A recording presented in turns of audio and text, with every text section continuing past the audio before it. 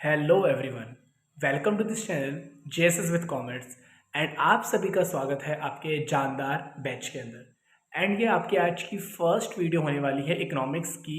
And आपकी class 12th की आपकी फर्स्ट वीडियो होने वाली है। अगर आपने अभी तक इंट्रोडक्शन वीडियो नहीं देखी है तो उसका लिंक डिस्क्रिप्शन में है। तो सबसे पहले जाकर आप इस वीडियो से पहले आप सबसे पहले जाकर आप इंट्रोडक्शन वीडियो देखिए, समझिए कि हमारा इस साल का माइंडसेट क्या है, हम किस तरीके से आगे प्रोसीड करने वाले हैं। आपकी क्लासेस कब कब हुआ करेंगी, डाउट्स के आपको अगर आपको कोई भी डाउट्स है कैसे कंसिडर करने हैं आपके अपने डाउट्स, आपको सारी चीज़ें उसमें कॉन्टैक्ट इन्फॉर्मेशन सब चीज़ें उसमें मैंशन करी गई हैं। और उसका उस वीडियो का लिंक आपको डिस्क्रिप्शन में मिल जाएगा। तो आज का हमारा फर्स्ट चैप्टर जो हम स्टार्ट करने वाले हैं, हमारे पास जो आपको पहले बता दूं इकोनॉमिक्स पर टोटल दो बुक हैं। एक आपकी मैक्रो इकोनॉमिक्स है, दूसरा आपका इंडियन इकोनॉमी है। ओके, आपने क्लास 11 में पढ़ा था माइक्रो इकोनॉमिक्स और स्टैटिस्टिक्स। बट आपकी क्लास 12th में दो बुकें हैं, मैक्रो इकोनॉमिक्स और इंडियन इकोनॉमी। ओके, जिसमें से आज हम फर्स्ट चैप्टर करने वाले हैं अपनी इंडियन इकोनॉमी का, जिसका नाम है Indian economy of the eve of independence. Eve मतलब होता है अवसर। कहता है हमारी इंडिया की इकोनॉमी कैसी थी जब हमारे को इंडिपेंडेंस मिली थी। इट मीन्स 15 अगस्त 1957 के टाइम पर के आसपास हमारी इंडिया की इकोनॉमी अर्थव्यवस्था कैसी थी हमारी इंडिया की। इस चैप्टर में हम पूरे चैप्टर में यही समझेंगे। ओके, चलिए देखते हैं। आपसे कहता है ओरिजिन ऑफ ब्रिटिश रूल। अब ब्रिटिश रूल सबसे पहले तो ये समझते हैं ब्रिटिश रूल हमारे इंडिया पे कब लागू हुआ था।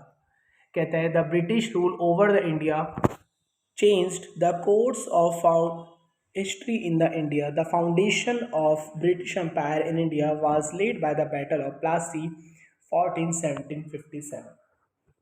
कहता है ब्रिटिश जब हमारी कंट्री पे हमारी इंडिया में आए थे, जब हम एक प्लासी का युद्ध हुआ था उस समय उन्होंने हमारी इंडिया के अंदर एंटर करा था 1757 के अराउंड। उन्होंने हमारी इंडिया पे 200 साल तक राज करा था। एंड हमारी इंडिया की इकोनॉमी को पूरा ही चेंज, अर्थव्यवस्था को पूरा ही चेंज कर दिया था। ठीक है, जिससे हमारी अर्थव्यवस्था बदलती चली गई थी। हमारे जो रिसोर्सेज थे वो एक्सप्लॉइट हो रहे थे, वो हमारे रिसोर्सेज अपने कंट्री के अंदर लेके जा रहे थे। हम एक एक करके भी अच्छे से समझेंगे। बस अभी आपको इसमें यही बताया है कि जो हमारा जो ब्रिटिश रूल था वो कब, ब्रिटिश हमारे इंडिया में कब आए थे 1757 के अंदर जब प्लासी का युद्ध हुआ था। उसके बाद हमारे इंडिया पे उन्होंने राज करा था ब्रिटिशर्स ने। फिर आपसे कहते हैं ब्रिटिशर्स का मेन पर्पस क्या था इंडिया के ऊपर राज करना। इंडिया पे राज करने क्यों आए थे ब्रिटिशर्स। पहला, द मेन पर्पस, जो उनका मेन पर्पस क्या था। The main purpose of the British rule in India was to use the Indian economy as a feeder economy for the development of British economy. Britishers को ऐसा लगता था कि हमारे ब्रिटिश को डेवलप करने के लिए इंडिया के पास बहुत सारे रिसोर्सेज हैं। वो क्या करते थे, उन्होंने हमारे इंडिया पे राज करा, हमारे इंडिया में से बहुत सारे रिसोर्सेज निकाल निकाल कर, सोना हो गया, फल सब्जियां, जो फसलें थी सारी यहाँ पर ग्रो करते थे और अपनी कंट्री के अंदर उसको लेकर जाया करते थे, अपनी कंट्री को ग्रो करते थे वो ब्रिटिशर्स। तो वो उनका पहला पर्पस ये था, इंडिया पे राज करा उन्होंने। उनका पहला पर्पस था इंडिया में से जो सामान है, जो रिसोर्सेज हैं, कोयला हो गया, स्टील हो गई, इनको निकाल कर कहाँ लेके जाना, अपने ब्रिटिशर्स, अपने ब्रिटिश इकोनॉमी के अंदर लेके जाना और उसको क्या करना, ग्रो करना, अपनी कंट्री के अंदर वो लेके जाते थे इंडिया से। जैसे मान लेते हैं कि इधर इंडिया है, इधर ब्रिटिश है, ठीक है।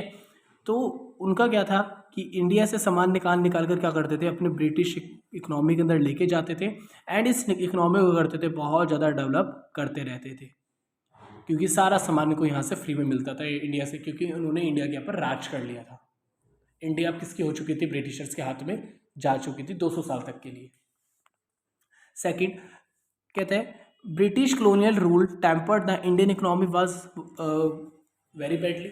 जब ब्रिटिशर्स आए थे उस समय हमारी इकोनॉमी बहुत ज़्यादा ख़राब होती जा रही थी। क्यों? क्योंकि हमारे इंडिया को रिसोर्सेज की कमी होती जा रही थी, क्योंकि हमारे पास रिसोर्सेज लिमिटेड थे और हमारे रिसोर्सेज कौन लेके जा रहे थे, अब ब्रिटिशर्स लेकर अपनी इकोनॉमी के अंदर लेकर जा रहे थे। इससे हमारी इकोनॉमी क्या होती जा रही थी, बहुत ज़्यादा खराब होती जा रही थी। थर्ड आपसे कहता है the exploited India's natural as well as the human resources for the glory of their own country. वो क्या कर रहे थे, इंडिया को एक्सप्लॉइट कर रहे थे, इंडिया से सामान लेकर अपने कंट्री में लेके जा रहे थे। उनके नेचुरल सामान, इट मीन्स एग्रीकल्चर फसलें तो लेके जा ही रहे थे, साथ में लोगों को भी वहाँ पर लेके जा रहे थे काम करवाने के लिए। कहते थे कि यहाँ से काफ़ी लोगों को यहाँ से लेके जाकर यहाँ पर लेके जाया करते थे, और क्या कहते थे, यहाँ पर ब्रिटिश में क्या करो, तुम बैठकर काम करो, लेबर वाला काम करवाते थे इनसे।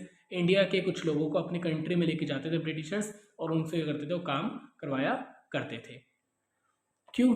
अपनी कंट्री को अच्छा दिखाने के लिए करते थे, ग्लोरी ऑफ देयर कंट्री, अपनी कंट्री को अच्छा दिखाने के लिए करते थे। यहाँ से इंडियन लोगों को अपनी कंट्री ब्रिटिश में लेके जाया करते थे। Finally after 200 years of British rule, finally क्या हुआ, 200 साल बाद जब ब्रिटिश का रूल ख़त्म हुआ, इंडिया ने इंडिपेंडेंस गेन कर ली थी। ऑन 15 अगस्त 1947 को हमारी इंडिया को क्या मिल चुकी थी, इंडिपेंडेंस मिल चुकी थी। हम अब ब्रिटिशर्स से आज़ाद हो चुके थे, हमने यहाँ से ब्रिटिशर्स को निकाल दिया था। पर 200 साल तक उन्होंने हमारी कंट्री पर राज करा। 200 साल कम नहीं होते, उन्होंने 200 साल तक हमारे रिसोर्सेज को अपनी कंट्री में कंटिन्यूस लेकर जाया करते थे। ओके, तो हमारे को भी इसमें ये समझ आया कि ब्रिटिशर्स का पहला पर्पस उनका ये था कि हमारे इंडिया में से रिसोर्सेज निकाल के कहाँ लेके जाना, अपनी कंट्री के अंदर लेके जाना, अपनी कंट्री को अच्छा करना। दूसरा, हमारी कंट्री के रिसोर्सेज बहुत ज़्यादा मतलब बेकार होते जा रहे थे। Third, the exploited India's natural, ये सामान तो लेके जा ही रहे थे, साथ में लोगों को भी अपनी कंट्री में लेके जा रहे थे काम करवाने के लिए, ठीक है, अपनी कंट्री को थोड़ा अच्छा दिखाने के लिए। फाइनली 200 साल बाद इंडिया को उनसे क्या मिल चुकी थी, आज़ादी मिल चुकी थी। बट 200 साल तक उन्होंने हमारे इंडिया के ऊपर पूरा राज करा, हमारे रिसोर्सेज को एक्सप्लॉइट करा कि बहुत सारे रिसोर्सेज खराब करे, एंड पूरी हमारी इंडिया की इकोनॉमी बिल्कुल ख़त्म हो चुकी थी। अब कहता है, जब ब्रिटिशर्स आए थे, कब आए थे वो, 1757, जब प्लासी का युद्ध हुआ था, जब वो आए थे, उससे पहले 1757 से पहले, इट मीन 1756 या और थोड़ा पीछे कर जाएगा अगर आप, उससे पहले हमारे इंडिया की इकोनॉमी कैसी थी, जब ब्रिटिशर्स ने हमारे पर राज करा था 1757 के अंदर, उससे पहले हमारी इंडिया की इकोनॉमी कैसी थी, देखते हैं। पहला तो आपसे कहता है हमारी इंडिया की इकोनॉमी क्या थी, बहुत ज़्यादा प्रॉस्पेरस थी। India was an independent, self reliant and prosperous economy. India की इकोनॉमी क्या थी, बहुत ज़्यादा सेल्फ रिलायंट थी, अपने ऊपर क्या थी, आत्मनिर्भर थी। कौन? इंडिया की इकोनॉमी। एंड प्रॉस्पेरस, ये क्या थी, बिल्कुल सही, जो हमारी इकोनॉमी जो थी बिल्कुल डेवलप थी, हमारी इकोनॉमी धीरे धीरे करके डेवलप होती जा रही थी। एंड हमारे इंडिया के पास अच्छे खासे रिसोर्सेज थे, इतने रिसोर्सेज थे कि हमारी पॉपुलेशन के लिए वो लिमिटेड थे कि हमारी जो पॉपुलेशन है वो क्या कर सके, उसको सही तरीके से इस्तेमाल कर सके।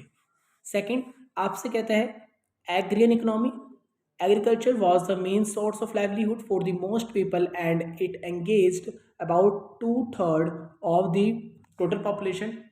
ओके, कहता है कि एग्री इकोनॉमी, इंडिया की पहले जो इकोनॉमी थी उसको नाम था एग्रियन इकोनॉमी। एग्रियन मतलब होता है एग्रीकल्चर। हमारे इंडिया के ज़्यादातर लोग किस में इन्वॉल्व थे, एग्रीकल्चर में इन्वॉल्व थे। एग्रीकल्चर हमारा एक मेन सोर्स है लाइवलीहुड का for the most people and it engaged about 2/3 of the total population. Total population का 2/3 पार्ट जो है वो ज़्यादातर लोग कहाँ लगे हुए थे, एग्रीकल्चर काम करा करते थे, बहुत अच्छे तरीके से करे तो अपनी ज़िंदगी को जी रहे थे। थर्ड आपसे कहता है वेल नोन हैंडीक्राफ्ट इंडस्ट्रीज। इसका मतलब India was also known for its handicraft industries in the field of cotton and silk textiles, metal and precious stone works. Handicraft products enjoyed a worldwide market due to reputation of fine quality of material। जब हमारी country पर Britishers आए थे, उससे पहले हमारे India की economy बहुत ज़्यादा क्या थी, अच्छी थी। दूसरी बात आपसे इसमें कहता है कि हमारे इंडिया को ना बड़े अच्छे तरीके से, आपको पता है हैंडीक्राफ्ट तो इंडिया बहुत मशहूर है ही, ठीक है, और कंट्री में से कि उनके जो आर्ट्स, उनकी जो कलाएं हैं, आपने देखा होगा जैसे कि जो राजस्थान है वहाँ पर बहुत सारी एंटिक्स आपको मिल जाती हैं, जिसमें जो पहले के टाइम के लोगों ने अगर रखी होती हूँ, मतलब हैंडीक्राफ्ट करी होती है, हाथों से जो चीज़ें बनती हैं। पहले के टाइम में हमारे इंडिया के अंदर सारा सामान हाथों से बना करता था, आज के टाइम से मशीनों से बनता है, बट पहले के टाइम में चीज़ें हाथों से बना करती थी। तो वो हाथों से जो सामान बनता था ना, बड़े अच्छे तरीके से बनता था, बड़े फाइन पार्टिकल्स फाइन मटेरियल्स उसमें लगते थे, बड़े सुंदर दिखता था वो चीज़, बहुत अच्छी चीज़ होती थी वो। ठीक है, तो हमारी इंडिया उसके लिए बड़ा मशहूर था। और कंट्री हमारी कंट्री से करती थी सामान, हाथों से बने हुए सामान क्या करती थी, हमारी कंट्री से खरीदती थी। तो हमारी इंडिया उसमें भी बहुत ज़्यादा अच्छी थी। तो हमारे को इसमें ये बताया गया है कि हमारे इंडिया की इकोनॉमी कैसी थी जब हमारे पर ब्रिटिशर्स ने राज करा था। उससे पहले हमारी इंडिया की इकोनॉमी कैसी थी। पहले हमने देखा प्रॉस्पेरस इकोनॉमी थी। प्रॉस्पेरस मतलब कि बहुत अच्छी इकोनॉमी थी, अपने अपने पर निर्भर थी, किसी से उसको कुछ मांगना नहीं पड़ता था, इंडिया को किसी दूसरी कंट्री से कुछ मांगने की जरूरत नहीं पड़ती थी। सेकंड, ये हमारी एग्रीन इकोनॉमी थी। Agriculture was the main source of livelihood. कह सकते हैं एग्रीकल्चर क्या था, हमारा एक मेन सोर्स था लाइवलीहुड का for the most people and engaged about 2/3 of the total population. हमारे इंडिया के जितने भी लोग रहते थे उसमें से 2/3 जो पर्सन थे कहाँ पर लगे हुए थे, आपके एग्रीकल्चर में लगे हुए थे। थर्ड, आपसे कहता है वेल नोन हैंडीक्राफ्ट इंडस्ट्रीज। इसमें कहता है India was also known for it handicraft industries. India बहुत फेमस है किस चीज़ के लिए, हैंडीक्राफ्ट इंडस्ट्रीज के लिए। Of cotton and silk textiles, हमारी इंडिया के अंदर कॉटन और सिल्क बहुत ज़्यादा मशहूर था। इंडिया कॉटन सिल्क के लिए तो बहुत ज़्यादा मशहूर था, क्योंकि इंडिया के अंदर कॉटन और सिल्क बड़े अच्छे फाइन तरीके से, जो फाइन मटेरियल एकदम से बनते हैं, इनसे बहुत अच्छी क्वालिटी इनकी बहुत अच्छी होती थी कॉटन की। हाँ, दूसरी कंट्री हमारी कंट्री से करती थी, इन चीज़ों को परचेज करती थी। फिर आपसे कहता है हमारे कंट्री के अंदर मेटल बहुत ज़्यादा था, प्रीशियस स्टोन्स थे जैसे कि डायमंड हो गया, ये बहुत चीज़ें थी हमारे पास। हैंडीक्राफ्ट प्रोडक्ट्स, हम हाथों से बहुत सारा सामान बनाया करते थे और दूसरी कंट्री को हमारे हाथ से बने हुए सामान पसंद भी आया करते थे। बट जब हमारे पर उसके बाद कौन आ गया, हमारे पर ब्रिटिशर्स आ गए 1757 के, तो उसके बाद क्या हुआ। पहले आप इसमें आपका ये आ जाता है कि मुस्लिम मुस्लिम क्या होती है, ये कॉटन फैब्रिक प्लेन वीव है, टाइप ऑफ कॉटन का पार्ट है एक मुस्लिम ये, which had it original in Bengal. जो कहाँ पर है ये, इसका ओरिजिनल जो हमारे को कह सकते हैं जिसका मेन सेंटर कहाँ पर है इसका, बंगाल के अंदर, या मतलब क्या दे सकते हैं आप नाउ जो हम कहते हैं उसको Bangladesh. Specially in places in and around Dhaka during the pre independence period. Independence से पहले, इट मीन्स जब हमारे पर उन्होंने राज करा था उससे पहले हमारे पास कॉटन थी, उसका नाम था मुस्लिम, जो बहुत अच्छी कॉटन हुआ करती थी, जो जिसका मेन ओरिजिनल सेंटर कहाँ था, बंगाल, जो अब है आपका Bangladesh. Specially in the places in around the Dhaka, ये जहाँ पर आपको बांग्लादेश के अंदर कहाँ पर देखने को मिलती थी, ढाका के अराउंड। ढाका एक जगह है, वहाँ पर आपको देखने को ही मिल जाया करते थे। कहते हैं डेक्काई मुस्लिम क्या होता है। Dhakai muslin had gained world wide fame as an exquisite type of cotton textile and was exported to Europe, Middle East and other markets in 17th and 18th century. जब हमारे ऊपर ब्रिटिशर्स ने राज नहीं करा था उससे पहले हम ये डेक्कन मुस्लिम जो हमारे पास कॉटन था, हम बहुत सारे कंट्रीज के अंदर बेचा करते थे, यूरोप हो गया, मिडल ईस्ट हो गया, बहुत सारे मार्केट में करते थे, अपनी स्क्वायर को बेचा करते थे। वो भी कब बेचा करते थे, 17th and 18th century. Okay, इतना क्लियर है कि जो मुस्लिम आपका कॉटन है जो हम क्या करते हैं दूसरी कंट्री के अंदर ये बेचा करते थे, और जिसका मेन सेंटर सबसे ज़्यादा कहाँ उगता है, ये बांग्लादेश के अंदर उगता है, और किसके आसपास, ढाका के आसपास क्या करता है, ये उगता है। एंड जो आपके क्या बोलते हैं डेक्काई मुस्लिम है, ये भी आपके कॉटन का पार्ट है, कॉटन का जो नाम होता है वो उसका पार्ट है ये, as an executive type of the cotton, cotton का टाइप आपका ये textile and was exported to Europe, जो क्या करते थे यूरोप के अंदर, मिडल ईस्ट, अदर मार्केट में करते थे, ये तीनों चीज़ों को बेचा करते थे। अब आपसे कहता है कॉलोनियलिज्म क्या है। कॉलोनियलिज्म का मतलब क्या होता है, चलिए आपसे कहता है it refers to a system of political and social relation between the two countries of which one is a ruler and other is a colony. जब क्या होता है पॉलिटिकल एंड सोशल, जब दो कंट्रीज के बीच में लिंक बन जाता है उसको हम कहते हैं कॉलोनियलिज्म, जिसमें एक तो राजा होता है और दूसरी क्या होती है, उसकी प्रजा होती है। ठीक है, तो वही आपसे कहता है कि कॉलोनियलिज्म मतलब क्या होता है, जिसके अंदर ये दो कंट्रीज होती हैं, एक कंट्री तो आपकी रूलर होती है। अगर हमारी कंट्री की बात करें तो हमारी कंट्री क्या थी, कॉलोनी थी, और जो ब्रिटिशर्स थे वो क्या थे, आपके रूलर थे, वो राजा थे। तो कॉलोनियलिज्म मतलब होता है जब दो कंट्री आपस में जब मिलकर काम करती हैं, बट उसमें एक तो राजा होता है, दूसरी प्रजा होती है जो उसकी बात तो सारी बातें मानती है। ठीक है, तो राजा कौन था हमारे कंट्री के केस के अंदर? राजा कौन था? ब्रिटिशर्स। एंड हम क्या थे? उसकी उनकी प्रजा थे, हम उनके अंडर रह के काम करा करते थे। क्रोनलिज्म, हमारा जो 200 साल 1757 से लेकर 1957 जो हमारे 200 साल थे, ये हमारे किसके अंदर निकल चुके हैं? ब्रिटिशर्स के अंदर, इट मीन्स क्रोनलिज्म के अंदर निकल चुके हैं। ठीक है, हमारी जो इकोनॉमी थी वो क्लोनी बन चुकी थी, क्लोनी। और उनकी जो थी वो क्या थी? रूलर थी। हमारी क्या थी? क्लोनी थी। हम उनकी प्रजा थे, हम उनके अंडर रह के काम करा करते थे। ठीक है, फिर आपसे कहता है the ruling country not only has a political control over the colony but it also determine the economic policies of the dominated country. कहता है जो रूलिंग कंट्री है ना, ये केवल खाली पॉलिटिकल कंट्रोल नहीं करती है over the colony, but it also the economic policies भी। इकोनॉमिक पॉलिसीज मतलब कि किस तरीके से सामान, कौन सा सामान कहाँ पर जाएगा। देखो, इंडिया में जब ब्रिटिशर्स राज करने आए थे ना, सामान तो इंडिया का था बट उसको संभालता कौन था? ब्रिटिशर्स। तो वही है, जब कॉलोनियलिज्म किसी कंट्री के अंदर हो जाता है उस समय क्या होता है, जो पार्टी रूल कर रही होती है उसकी खाली पॉलिटिकल पावर नहीं होती है, साथ में इकोनॉमिक पॉलिसीज भी वही बनाती है। इकोनॉमिक पॉलिसीज मतलब कि अगर इंडिया के अंदर 1000 किलो मान लेते कॉटन उगा है, तो उसमें से 100 किलो कॉटन कहाँ, कौन सी कंट्री में जाएगा, ये कौन डिसाइड करेगा? जिस पे उसका राज चल रहा है। राज किसका चल रहा था? ब्रिटिशर्स का। तो ये पता चल गया, रूलिंग कंट्री खाली उनके पास पॉलिटिकल पावर नहीं, उनके पास क्या भी होती है? इकोनॉमिक पावर भी होती है। वो एक हमारी इकोनॉमी को कौन चलाती है? रूलिंग कंट्री ही चलाती है। जैसे आज के टाइम की बात देखी जाए तो हमारी कंट्री अभी डेमोक्रेटिक है, बट ब्रिटिशर्स के टाइम पे नॉन डेमोक्रेटिक थी। डेमोक्रेटिक मतलब कि राइट्स हैं। आज की इकोनॉमी के अंदर हमारे पास पूरे पूरे राइट्स हैं, बट आज के टाइम में हमारे पर राज कौन कर रहा है? बीजेपी। हमारे इंडिया के ऊपर आज कौन कर रहा है? बीजेपी कर रही है। ठीक है, तो वो सारी की सारी पॉलिसीज कौन बनाती है? बीजेपी बनाती है। सारे के सारे रूल्स कौन बनाती है? बीजेपी बनाती है। तो कह सकते हैं कि हम क्या उनके अंडर रह के काम कर रहे हैं, बट हमारे साथ वो गलत नहीं कर रहे हैं। हमारे साथ क्या कर रहे हैं, मतलब काफ़ी उन्होंने हमारे लिए ही काम कर रहे हैं। जो रोड्स बनवाई है, हाईवेज बनवाए, वो हमारे लिए ही करवा रहे हैं। पर ब्रिटिशर्स ने हमारे बारे में कुछ भी नहीं सोचा था, वो बस खाली अपनी कंट्री को क्या करते रहते थे? अच्छा बनाते रहते थे। ओके, अब नेक्स्ट टॉपिक आपका आ जाता है, जिसमें आपसे क्वेश्चन कहता है explain the economic condition of a nation can be जज with the data of national income as per capita income. कहता है एक्सप्लेन करिए इकोनॉमिक की कंडीशंस को, हमारी जो नेशन है इसको हम कैसे जज कर सकते हैं with the data of the national income and the पर कैपिटल इनकम। हम हमारी इकोनॉमिक कंडीशन कैसी थी, अगर हम लोगों की इनकम को देखें, इनकम को देख के पहचानना है कि इकोनॉमिक कंडीशन कैसी थी। जैसे कि अगर मैं कहूँ कि आपके फादर एक महीने का 1 लाख रुपीज़ अर्न करते हैं, मंथली 1 लाख रुपीज़ अर्न करते हैं, तो इससे पता चलेगा कि आपकी जो फैमिली है मिडिल क्लास फैमिली है, या थोड़ी रिच भी कह सकते हैं। ठीक है, 1 लाख रुपए पर मंथ कमाना थोड़ा रिच भी कह सकते हैं, मिडिल क्लास भी कह सकते हैं, इतनी बड़ी बात भी नहीं है 1 लाख रुपए अर्न करना। तो कह सकते हैं कि आपकी फैमिली अच्छी है।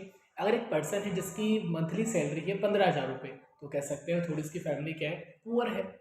ठीक है, तो इनकम को देख के पहचाना कि हमारे इंडिया की कंडीशन कैसी थी। देखते हैं, कहता है हाउएवर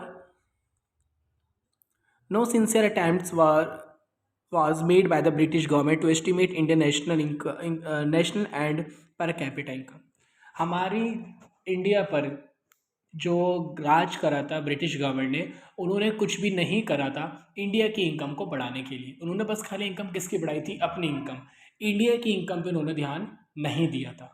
ओके, उन्होंने इंडिया की इनकम पे ध्यान नहीं दिया, तो उन्होंने खाली किस पे ध्यान दिया था? अपनी ब्रिटिश की इनकम पे ध्यान उन्होंने दिया था। Second, some individual attempts were made by the experts Dadabhai, Nauroji, William Digby, and Findlay Shiraz, and V.K.R.V. Rao and R.C. Desai, but all these attempts produced conflicting and inconsistent results। इन सब ने बहुत कोशिश करी थी Britishers के under रहते हुए ही भी कि हमारे इंडिया की इकोनॉमी बढ़ जाए, लोगों की इनकम बढ़ जाए, बट इन सब ने बहुत हेल्प करी। जो आपको नाम दे रखे हैं सारे, ये जो आपको नाम जो मेंशन कर रखे हैं सारे, इन्होंने बहुत कोशिश करी थी इनकम बढ़ाने की, बट इनकम बढ़ नहीं पाई थी। ओके, फिर कहता है आपसे next, however estimate of doctor Rao on national and per capita income were consistent very significant. जब बट इन सब ने हेल्प करी थी, उन्होंने बस अपनी हेल्प करी थी। हमारे इंडिया की कोई भी हेल्प उन्होंने नहीं करी थी। तो डॉक्टर राव जी ने क्या करा था, ये जो आपके जो ऊपर नाम दे रखे थे, ये दादा भाई वाले या विलियम, जो भी आपको ऊपर नाम दे रखे थे, इन्होंने बहुत कोशिश करी थी कि हमारी इंडिया की इनकम बढ़ जाए ब्रिटिशर्स के अंडर रहते हुए। नहीं हो पाया, बट नहीं इनकम बढ़ पाई। बट डॉक्टर राव जी आए, उन्होंने थोड़ी कोशिश करी और उनकी जो कोशिश थी वो कामयाब हो गई। ठीक है, धीरे धीरे लोगों की इनकम बढ़ती जा रही थी। लोग भी क्या कर रहे थे, थोड़ा थोड़ा काम करते जा रहे थे, उससे इनकम जनरेट करते जा रहे थे। डॉक्टर राव जी ने थोड़ी थोड़ी लोग इंडिया की हेल्प करी थी इस चीज़ के अंदर कि हमारी इंडिया की इनकम थोड़ी थोड़ी क्या हो जाए, बढ़ जाए। इंडिया की इनकम बढ़ती रहेगी तो कह सकते हैं हमारी इंडिया भी ग्रो करती चल जाएगी। ओके, नेक्स्ट आपका आ जाता है फिर अब एग्रीकल्चर सेक्टर। क्या क्या रीज़न है कि हमारी एग्रीकल्चर सेक्टर स्टेगनेंट रही थी। स्टेगनेंट मतलब होता है स्थिर, कोई चेंज नहीं हुआ था जब हमारे पर ब्रिटिशर्स का राज चल रहा था। जब हमारे पर ऊपर 200 साल तक 1757 से लेकर 1957 तक 200 साल तक जब हमारे पर ब्रिटिशर्स ने राज करा था, उस समय तक उस दौरान 200 सालों के अंदर हमारी इंडिया की एग्रीकल्चर में कोई भी चेंज नहीं आया था। ठीक है, एग्रीकल्चर ना ही बढ़ रही थी ना ही कम हो रही थी, बिल्कुल स्टेगनेंट, बिल्कुल स्थिर थी, बल्कि खराब होती जा रही थी। बल्कि ऐसा क्यों? पहला आता है लैंड सेटलमेंट सिस्टम। जैसे ब्रिटिशर्स आए, जमीन हमारी थी बट राज कौन कर रहा था उनके ऊपर? ब्रिटिशर्स कर रहे थे। कहते हैं the most important reason for stagnation in the agriculture sector was the introduction of zamindari और the permanent settlement system by the colonial government. कहता है कि एक सबसे बड़ा रीज़न ये था कि स्टैग्नेंट एग्रीकल्चर के अंदर कि इन्होंने एक लेके आए थे जमींदारी सिस्टम। अब जमींदारी सिस्टम क्या होता है, जिसमें या परमानेंट सेटलमेंट क्या होता है, इसमें आपको ना हर महीने क्या करने पड़ते हैं, कुछ अमाउंट पे करना पड़ता है जमींदारी के अंदर। जमीन आपके, फिर भी आपको किराया पे करना पड़ेगा, टैक्स पे करना पड़ेगा। किसको? ब्रिटिशर्स। उसको बोलते हैं जमींदारी सिस्टम। नीचे से आपको दे रखा है अच्छे से। अंडर दिस सिस्टम, इस सिस्टम में होता क्या था, profits acquiring out of agriculture sector went to the zamindari in the form of the lagaan. आपने जो भी प्रॉफिट कमाया है उस जमीन से, जमीन आपकी है, आपने जो भी प्रॉफिट कमाया है उसका कुछ परसेंट कौन मांगता था? ब्रिटिशर्स, राजा मांगा करते थे। वो कहते थे हमारे को दो इसका। अगर आपने 100 रुपये कमाए हैं तो 20 रुपये इसमें से हमारे को दो। जब आप अपनी इनकम में से कुछ परसेंट टैक्स के रूप में 20 रुपये, 100 रुपये कमाए तो 30 रुपये, 40 रुपये पे कर रहे हो, तो आपकी इनकम बढ़ रही, कम हो रही है? आपकी इनकम क्या हो रही है? कम हो रही है। इसलिए हमारी इकोनॉमी बढ़ नहीं पाई थी जब वो क्या था, ब्रिटिशर्स आए हुए थे। क्यों? क्योंकि वो हमारी इनकम का काफ़ी पार्ट वो अपने पास ले जाया करते थे। Okay, second, the main interest of the जमींदार वाज टू कलेक्ट लगान regardless of the economic condition of the cultivator. उनको मतलब नहीं था आपने जो भी फसल उगाई है वो सही उगे, अच्छी उगे, बेकार उगे, उनको मतलब नहीं था। बस उनका काम क्या था, ब्रिटिशर्स का आना और क्या करना, बस उनसे क्या लेके जाना, लगान के रूप में पैसा लेकर जाना, बस। और उनका कुछ भी काम नहीं था। तो ये कह सकते हैं जो उनका जमींदार का जो मेन इंटरेस्ट था वो बस खाली किस में था, पैसा इकट्ठा करने में। जैसे आपको होता है ना, जैसे मकान मालिक होते हैं, मकान मालिक को इंटरेस्ट नहीं है आप पैसा ज़्यादा कमाओ या कम कमाओ, उसको इंटरेस्ट नहीं है, उसको बस खाली किराया चाहिए होता है। वैसे ही सेम टू सेम आपसे कहता है the main interest of the जमींदार वॉज टू कलेक्ट द लगान regardless of the economic condition of the cultivator. कहते हैं यहाँ पर क्या होता है कि जमींदार के अंदर से पैसा लिया जाता है, जो जमींदार होते हैं आते हैं और क्या करते हैं, कल्टीवेटर जो उस जगह पर सामान उगा रहा होता है उनसे क्या करते हैं, पैसे लेकर चले जाते हैं। नेक्स्ट आपका आ जाता है the zamindar and the colonial government did nothing to improve the condition of the agriculture. जमींदारों ने लोगों से टैक्स तो ले रहे थे बट कुछ भी इम्प्रूव नहीं कर रहे थे उनके लिए। जैसे अगर हम आज की बात करें, आज हमारी डेमोक्रेटिक कंट्री है, सरकार हमारे से जीएसटी लेती है, सरकार हमारे से इनकम टैक्स लेती है, बट वो पैसा हमारे लिए ही तो खर्च कर रही है ना। वो मैं मानता हूँ कि वो सरकार अपने पास भी कुछ पैसे छुपा रह लेती है, ठीक है, वो तो है, चलो वो तो कोई झूठ वाली बात नहीं है। बट हमारे को कुछ पैसे दिख तो रहे। सरकार हमारे लिए बहुत सारे स्कीम्स निकाल रही है, सरकारी स्कूल हमारे लिए खोल रखे हैं, वो भी इतने अच्छे तरीके से। आपको भी जाकर देखेंगे स्कूल वही बिल्कुल बेकार नहीं, बहुत अच्छे तरीके से लगता है बिल्कुल प्राइवेट स्कूल में जा रहे हैं आप। ठीक है, दूसरी बात कि हमारी सरकार बहुत सारे रोड्स बनवा रही है, हाईवे बनवा रही है, गाँव को डेवलप कर रही है। हमारा पैसा कम से कम दिख तो रहा है कि हमारा पैसा इंडिया के अंदर ही इस्तेमाल हो रहा है, सरकार अपने घर लेके नहीं जा रही पैसा वो। ठीक है, बट ब्रिटिशर्स तो ऐसे ही कर रहे थे। वो ये जो भी हमारे से पैसा लेते थे टैक्स के रूप में, लगान बोलते हैं, टैक्स को बोलते हैं लगान। ठीक है, तो जो भी हमारे से वो लगान ले रहे हैं वो पैसा हमारे लिए खर्च नहीं करते, तो वो सारा का सारा पैसा अपने घर लेके जाया करते थे, वो हमारे को कुछ भी नहीं देते थे उसमें से। ओके, फिर आपसे कहते हैं the dates for depositing specified sums of lagaan to British government were also fixed. कहता है क्या कर दिया गया था, डेट फिक्स कर दी गई थी। जो वहाँ के जो ब्रिटिशर्स थे उन्होंने कहा था आप जमीन पे काम करो, आपको हर महीने मुझे आपको 50 रुपये देने हैं, और याद रखना मैं महीने के लास्ट डेट को वो भी फिक्स कर लिया करते थे कि भाई मैं हर महीने की 27 तारीख आऊँगा तुम्हारे से लगान लेने, लगान मतलब कि टैक्स लेने। तो इससे क्या हुआ, हमारी इकोनॉमी के ऊपर कोई भी ज़्यादा फर्क नहीं पड़ना। ठीक है, तो हमारी इकोनॉमी बेकार होती जा रही थी, क्योंकि हमारी जो इनकम थी ना ही हमारी कंट्री की डेवलपमेंट हो रही थी, बल्कि वो जो हमारा जो टैक्स जो हम पे कर रहे थे वो टैक्स दूसरी कंट्री में जा रहा था, हमारी कंट्री में वापस नहीं आ रहा था। सेकंड आ रहा था आपका कमर्शलाइजेशन ऑफ एग्रीकल्चर। कमर्शलाइजेशन मतलब क्या होता है, उन्होंने क्या कर दिया था, हमारी जो इकोनॉमी, जो ब्रिटिशर्स हमारे कंट्री के अंदर आए थे ना, उन्होंने क्या करा था, हमारी फसलों को ना अपनी कंट्री में तो लेके जाते ही जाते थे, साथ में इन फसलों को दूसरी कंट्री में बेचते भी थे, और उसका हमारे को कुछ पैसे नहीं देते थे, हमारे को कुछ बहुत, अगर हमारे से क्या करते थे, दूसरी कंट्री में बेचते थे सामान 20 रुपये का, तो हमारे को देते थे खाली 2 रुपये बस, उसमें से 18 रुपये सारे के सारे अपने पास प्रॉफिट रख लिया करते थे ब्रिटिशर्स। हमारे इंडिया का सामान वही बेचेंगे और वो वही अपने पास पैसे रखेंगे, सामान हमारा होगा, बेचेंगे दूसरी कंट्री को, प्रॉफिट कौन रखेगा, दूसरी कंट्री रखेगी। इट मीन जैसे कि ये मान लेते यूएस है, ये इंडिया है, उधर ब्रिटिशर्स खड़ी है, ब्रिटिशर्स क्या करती थी, सामान को यहाँ से खरीदती थी, ठीक है, 2 रुपये में गए, और इनको बेचती थी कितने रुपए का, 20 रुपये का। तो सामान हमारी कंट्री से लेकर दूसरी कंट्री को बेचती थी, वो कौन थी, ब्रिटिशर्स थी। उन्होंने क्या कर दिया था, कमर्शलाइजेशन कर दिया था, उन्होंने अपना एक कह सकते हैं धंधा बना लिया था, काम अपना कह सकते हैं बिजनेस बना लिया था, कि इंडिया से खरीदना है और दूसरी कंट्री में बेचना है, उससे प्रॉफिट कमाना है, और अपनी कंट्री में तो लेके जाएंगे फ्री में, वो तो है ही, प्लस में हमारे इंडिया से करेंगे सामान दूसरी कंट्री में भी बेचेंगे, और उसका प्रॉफिट हमारे को नहीं देंगे। तो इसलिए हमारी एग्रीकल्चर डेवलप नहीं हो रही थी उनके टाइम पर। कहते हैं ये क्या करते थे, कमर्शियल क्रॉप्स को उगाते थे एंड उसको मार्केट के अंदर सोल्ड कर दिया करते थे।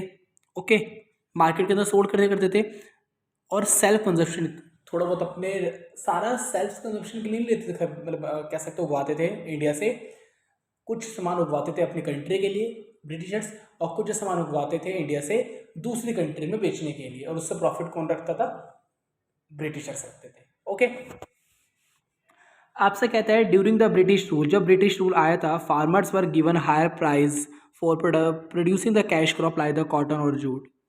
कहते हैं जब ब्रिटिशर्स के दौरान क्या हुआ था, फार्मर्स को काफ़ी हाई प्राइस दिया जाता था, क्या करने के लिए, कैश क्रॉप उगाने के लिए, जैसे कॉटन और जूट, क्योंकि हमारी कंट्री के अंदर कॉटन और जूट बहुत अच्छा उगता था, और कह सकते हैं सिल्क भी हमारी कंट्री का बहुत ज़्यादा फेमस था। तो कहते हैं कि जब ब्रिटिश रूल चल रहा था, फार्मर को काफ़ी हाई अमाउंट दिया जाता था, क्या करने के लिए, कैश क्रॉप्स उगाने के लिए। अब वो कहोगे कि फार्मर को तो पैसा बहुत मिल रहा है, दिक्कत क्या है, उनको पता है ना फार्मर को पैसा हम दे तो रहे हैं। उन्होंने कहा था, एज्यूम कर लेते हैं ब्रिटिशर्स ने ऐसा कहा था, आप हमारे लिए, इंडिया से कहा था आप हमारे लिए उगाओ 1 किलो कॉटन, हम आपको 100 रुपये देंगे। आप कहोगे कि इतना बड़ा अमाउंट देते हो ना 100 रुपये, अब इसका आपको पता है ना, जब 100 रुपये दे रहे हैं, वापस भी ले लेंगे वो पैसा, किसके रूप में, लगान के रूप में, टैक्स के रूप में, क्या करेंगे, पैसा वापस ले लेंगे इनसे, कुछ परसेंट तो उनके पास रह जाएगा, ठीक है, उनके ऊपर हाई टैक्सेस लगा देंगे फिर वो। और दूसरी बात, हमारी कंट्री से इतना सारा कॉटन दूसरी कंट्री में लेके जाया करते थे, इससे हमारी कंट्री का क्या जाता जा रहा था, कॉटन जाता जा रहा था आपका। Okay, however this did not improve the economic condition of the farmers. इससे फार्मर की कोई इकोनॉमिक कंडीशन इंप्रूव नहीं हो रही थी, क्योंकि जो भी ब्रिटिशर्स हमारे को पैसे देते थे, वो भी हमारे से पैसे रिटर्न ले लिया करते थे लगान के रूप में।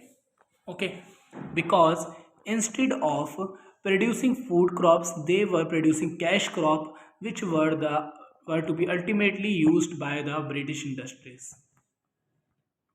कहता है कि इससे क्या होता है, however this did not improve the economic condition.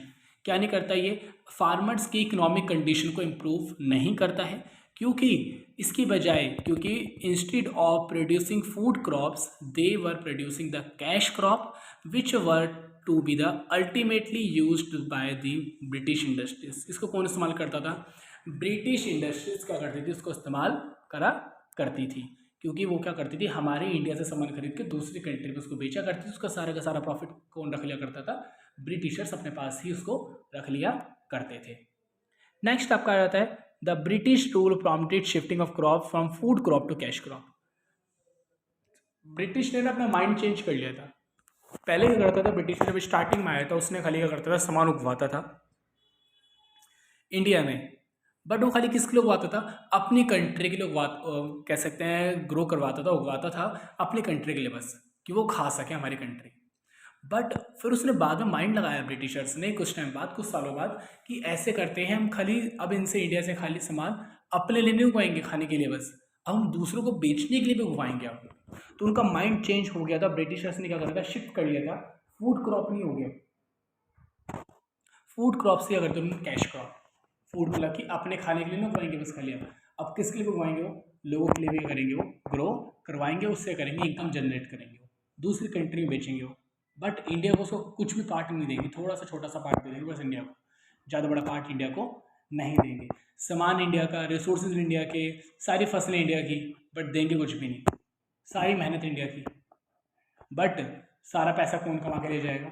Britishers कमा कर लेकर जा रहे थे। ओके, नेक्स्ट आपका आ जाता है लो लेवल ऑफ प्रोडक्टिविटी। कहते हैं low levels of technologies.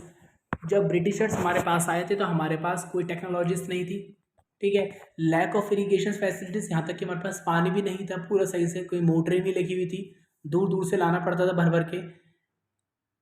And negligible use of fertiliser result in the low productivity, low level of productivity कह सकते हैं। हमारे पास सही क्वांटिटी में हमारे पास फर्टिलाइजर भी नहीं था, ठीक है। जो हमारे पास खाद होती, हमारे पास खाद भी नहीं थी। तो कह सकते हैं हमारे पास जब ब्रिटिशर्स आए थे तो बहुत ज़्यादा प्रोडक्टिविटी, सामान जो उगता था बहुत कम उगता था। क्यों? क्योंकि हमारे पास इतनी टेक्नोलॉजी नहीं थी जितना डिमांड वो हमारे से कर रहे थे। इंडिया से कहते थे कि 1000 किलो क्या उगाओ, गेहूँ उगाओ। इंडिया ने आज तक इतना उगाया नहीं कभी, क्योंकि इंडिया को कभी इतनी ज़रूरत ही नहीं पड़ी। बट वो ब्रिटिशर्स डिमांड करते थे हमारे लिए 1000 किलो उगाओ। अब इतनी तो टेक्नोलॉजी है नहीं कि एकदम से बढ़ जाएगा। दूसरी बात, हमारे पास इतनी मात्रा में पानी भी नहीं था हमारे पास। तीसरा कि आपको, हमारे पास खाद भी नहीं थी इतनी, ठीक है। तो कहते हैं the cultivator had neither the means nor any incentive to invest in the agriculture. कह सकते हैं कि कल्टिवेटर के पास ना ही, अब चलो मोटर लगवा ले, बट उसके लिए पैसा भी चाहिए, और पैसा किसानों के पास था नहीं, क्योंकि काफ़ी पैसा लगान के रूप में ब्रिटिशर्स उनसे ले लिया करते थे। तो कह सकते हैं फार्मर्स के पास इतना पैसा भी नहीं था, तो इसलिए क्या होता था, सामान थोड़ा कम उगता था। The zamindar had no root in the village while the British rule spend little on agriculture technical और द मास एजुकेशन। जमींदार की कोई भी, मतलब जमींदार बिल्कुल भी विलेज में तो जाता ही नहीं था, उसकी कोई रूट ही नहीं थी वहाँ पर। तो हालांकि फिर भी ब्रिटिश ने क्या करा था, कुछ खर्चा करा था एग्रीकल्चर के ऊपर। उन्होंने यहाँ तक, इन्होंने ये करा, कह सकते अच्छा करा थोड़ा सा, कि इंडिया के ऊपर फर्स्ट टाइम क्या करा था, इंडिया के ऊपर थोड़ा सा खर्चा करा था। किस चीज़ के अंदर? एग्रीकल्चर के अंदर। एग्रीकल्चर को ग्रो करने के लिए थोड़ा सा क्या करा था, इंडिया पे इन्होंने खर्चा करा था। किसने करा था? आपका जमींदार्स ने करा था। कुछ खर्चा करा था इंडिया के ऊपर, उन्होंने स्पेंड करा था ब्रिटिशर्स ने। एग्रीकल्चर पर मतलब उन्होंने कुछ इन्वेस्ट करा था, एग्रीकल्चर पे हो गया, टेक्निकल पे हो गया, या मास एजुकेशन, पढ़ाई लिखाई में थोड़ा सा ब्रिटिशर्स ने करा था पैसा इन्वेस्ट, वो भी उन्होंने अपने फ़ायदे के लिए। जितना लोग पढ़ेंगे उतनी अच्छी फसलें उगेंगी, उतनी उनकी उस फसलों के बारे में नॉलेज होगी, ओके। क्योंकि आपको तो एग्रीकल्चर स्टडीज़ भी होती है, ठीक है। तो इसके बारे में अगर आप एग्रीकल्चर कर रहे हो तो उसके बारे में पहले पढ़ाई होती है, उसके बाद आपको एग्रीकल्चर करते हो आप, क्योंकि उसमें भी पूरा समझा जाता है चीज़ों को कैसे उगाया जाता है। All this made it difficulty to introduce modern technology which cost a perpetually low income of productivity. कह सकते हैं लोगों को अब मशीनें आती जा रही थी, ब्रिटिशर्स ने कहा चलो ठीक है कोई नहीं, मैं क्या करता हूँ, मशीनें कहाँ से मंगवा लेता हूँ, तुम्हारे को सामान उगाने की दिक्कत है ना, मैं मशीनें अमेरिका से मंगवा देता हूँ तो तुम्हारे लिए इंडिया में। अब मशीनें तो लेके तो आए, बट हमारे इंडिया के लोगों को मशीन चलानी नहीं आती थी, बहुत मुश्किल होती थी मशीन चलाना, वो खाली वही चला सकता था जो पढ़ा लिखा इंसान। तो काफ़ी ज़्यादा प्रॉब्लम्स आती जा रही थी। तो हमारी प्रोडक्टिविटी इसलिए कम थी मतलब जब ब्रिटिशर्स थे, सामान इसलिए कम उगता था। पहला तो हमारे पास टेक्नोलॉजीज नहीं थी, इरिगेशन की प्रॉपर पानी नहीं था, एंड तीसरा हमारे पास फर्टिलाइज़र भी नहीं थे, आपके जो खाद होती हमारे पास वो भी सही तरीके से नहीं थी। कहते हैं जब the zamindar had no roots in the village, while the Britishers ने कुछ पैसा इन्वेस्ट करा था एग्रीकल्चर के ऊपर, टेक्निकल के ऊपर, मास एजुकेशन के अंदर, वो भी इंडिया के अंदर करा था, वो भी अपने फायदे के लिए। ठीक है। Fourth, it all this made it difficult to introduce modern technologies. कहता है कि क्या बोलते हैं, हमारे इंडिया के अंदर मॉडर्न टेक्नोलॉजी आती तो जा रही थी, बट लोगों को उसको रन करना नहीं आता था। फिर आपका आता है security of investment. India agriculture was facing scarcity of investment in the flood control of drainage. India जो एग्रीकल्चर थी बहुत फेस कर रही थी स्कार्सिटी, मतलब होता है कमी। हमारे पास इन्वेस्टमेंट की कमी थी क्योंकि हमारे इंडिया के अंदर अब पैसा नहीं था, हमारा काफ़ी पैसा ब्रिटिशर्स या दूसरी कंट्री में जा रहा था, यहाँ तक कि हमारे पास रिसोर्सेज भी अब नहीं थे।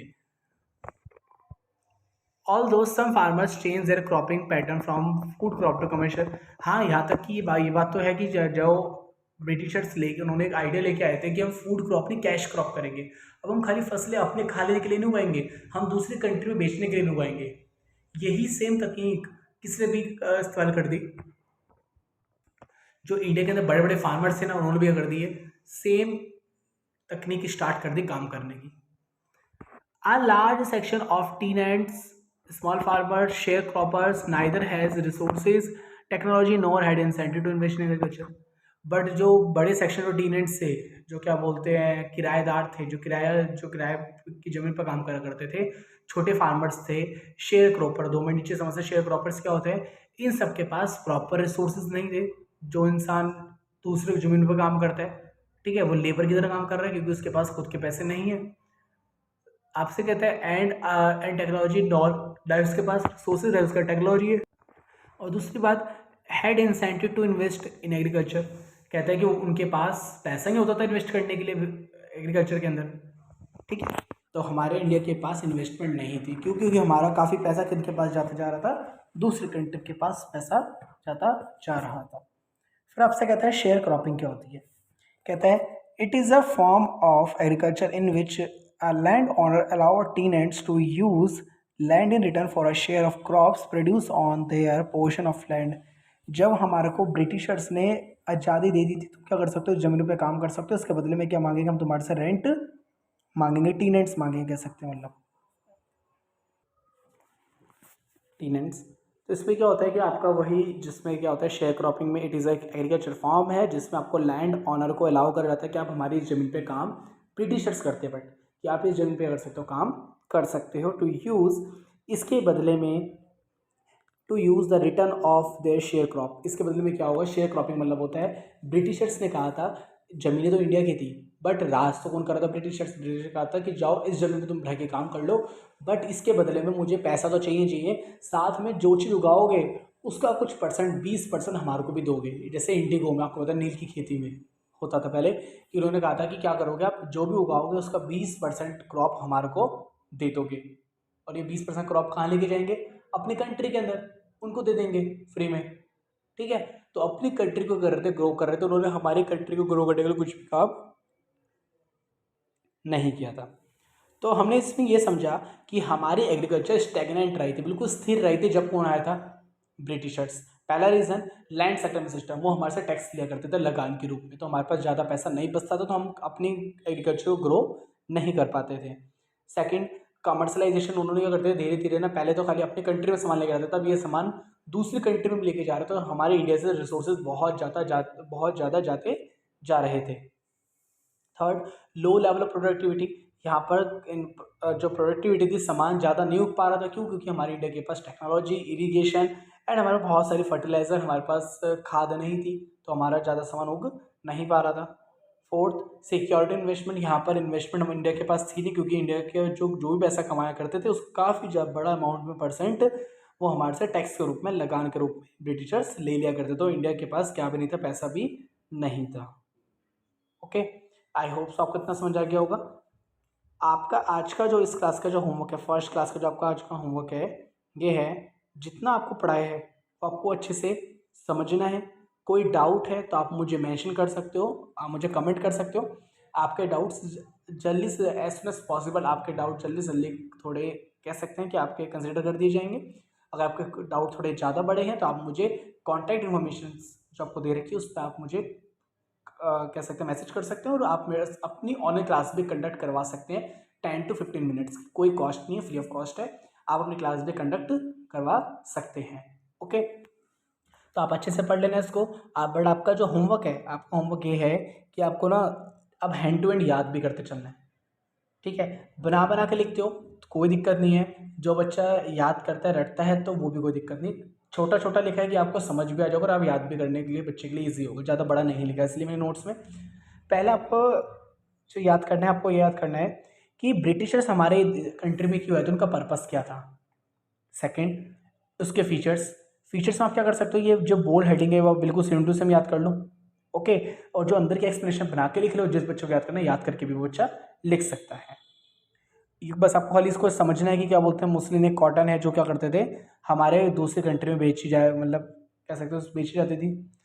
कॉलोनिज्म की डेफिनेशन कर लेना, ये इकोनॉमिक कंडीशन कैसी थी, हमने इनकम को देख के कैसे बचाना, हमारी एग्रीकल्चर क्यों स्टेगनेंट थी। काफ़ी इंपॉर्टेंट क्वेश्चन आया था आपका ये आपका क्वेश्चन काफ़ी ज़्यादा इंपॉर्टेंट है ये आपके। ठीक है, पेपर पूछ लेता है कि हमारी एग्रीकल्चर स्टेगनेंट क्यों थी, स्थिर क्यों थी, रीज़न आपको बहुत सारे दे ही रखे हैं। ठीक है, हमने सारा समझ लिया। तो आपको इतना याद करके मुझे आपको परसों तक होमवर्क सेंड करना है। आपको जो नेक्स्ट क्लास होगी उससे अराउंड 5 आवर्स 4 आवर्स पहले आपको मुझे जो कॉन्टैक्ट इन्फॉर्मेशन आपको दे रखी है उस पर आपको मुझे अपना होमवर्क सेंड कर देना है। ओके, अगर आपको वीडियो पसंद आई तो लाइक एंड शेयर जरूर करिए, अपने दोस्तों को भी इसको ज़्यादा से ज़्यादा शेयर करिए।